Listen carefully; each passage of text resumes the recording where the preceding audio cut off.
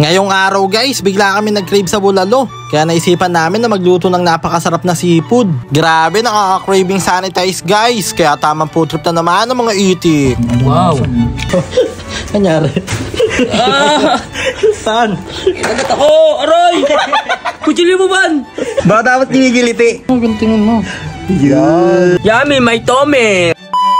What's up sa inyo mga itik? Ngayong araw guys, papunta na nga pala kami ng palengke para bumili ng mga lulutuin namin. So ayun guys, pupunta kami ngayon sa Kaliwa. Bibili kami ng seafood kaso naulan. Pero buti na lang may payong tayo guys. Yo guys, yung payong namin, paleng toys. Uy, bilis wala kasi na. Buti na lang may payong tayo, paleng toys. Bibili kami guys ng pang seafood.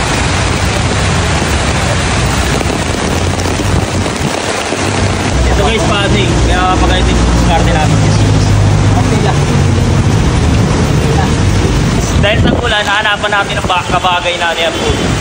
Food trip! At ayun na nga guys, pababa na nga pala kami. Kaya ayan, sumakay na kami dito sa incubator. Bali, nasa pinakababa pa nga pala dito guys, yung wet and dry market. Ayan, medyo nahihilo-hilo pa yung kapatid namin. Pero maya-maya lang guys, ayan, nakarating na nga pala kami dito sa bilihan ng mga karne, ng mga isda, mga seafoods, gulay, kompleto dito guys. Kaya ayan, maya-maya lang may nakita na rin agad kami dito nang hinahanap namin.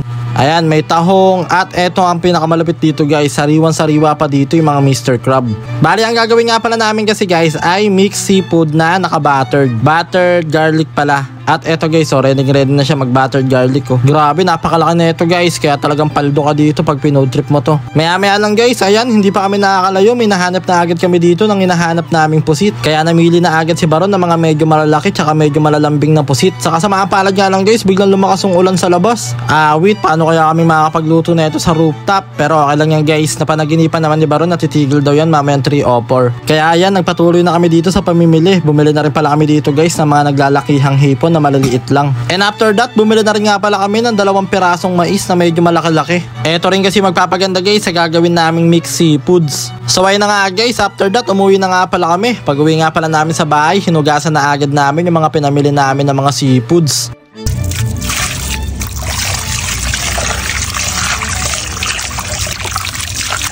At ayun guys, sa kabilang banda, eto naman sila Mr. Crab na ikipagbakbakan pa kay Baron. Ayaw pa magpahugas. Kanyari.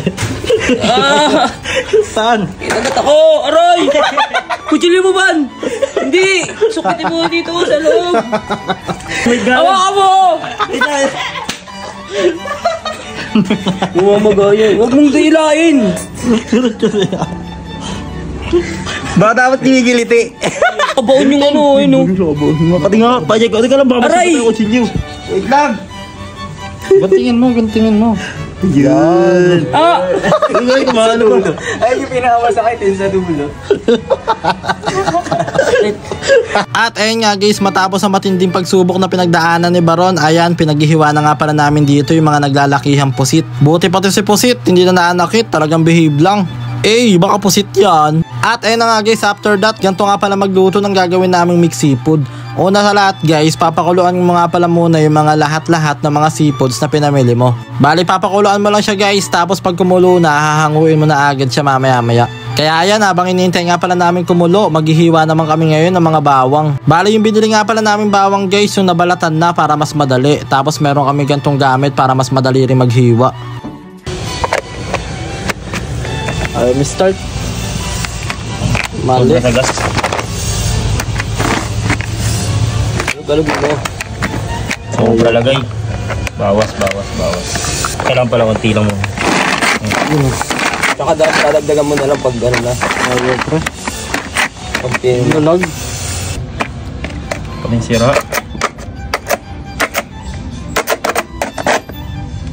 At ayun na nga guys, sa kasamaang palad, biglang nasira yung panggayat-gayat ni mama ng bawang. Kaya ayan, tamang mano-mano na lang. Maya-maya lang, ayan, sa wakas kumulo na nga pala. Grabe, ganito pa lang, pero ang sarap niya na agad pag masdan. Pero sinet aside muna namin siya kasi dito nga pala kami ang tawag dito? Nag-choke ako guys. Dito kami magigisa rin sa kawali na to.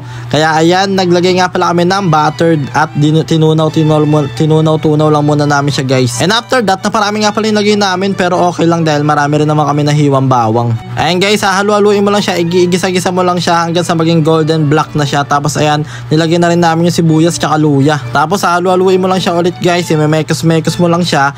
At ito yung trip ni kuya, nilagyan niya nga pala ng ketchup para daw mas makulay at mas matingkad at mas magmukhang masarap ang ating gagawing seafood. Pero napanood namin guys, may iba pang nilalagay daw dyan pero si kuya ayan na lang yung nilagay niya dahil may napanood din naman siya na ganun daw.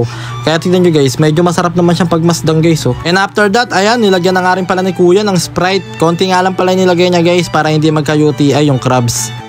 After that, eto na nga pala magbibigay kulay sa niluluto namin. Nilagyan na namin guys sa mga nagdidilawan na mga mais. Ayan guys, kung makikita nyo, grabe, ang sarap niya na agad pagmasdan, grabe. Talagang magkikrib ka dito guys kahit madaling araw. At mas masarap nga pala to guys kapag kinain mo to ng Google Fight. Kaya ayan, pinakuha na rin para namin si East Philip Asis ng daon ng saging. Maya-maya lang sa wakas, all goods na guys, luto na siya. Grabe, sobrang sarap pagmasdan oh. Kaya ayan, nagplating sa agad kami, pinrepare na agad namin siya dito sa daon ng saging para makapag Google Fight na kami. Grabe, sobrang sarap niyang pagmasdan guys. Yummy, may tomen! Kanin. Uy, at may yummy, may tomi. Food trip. Tahong. Pakatahong yan.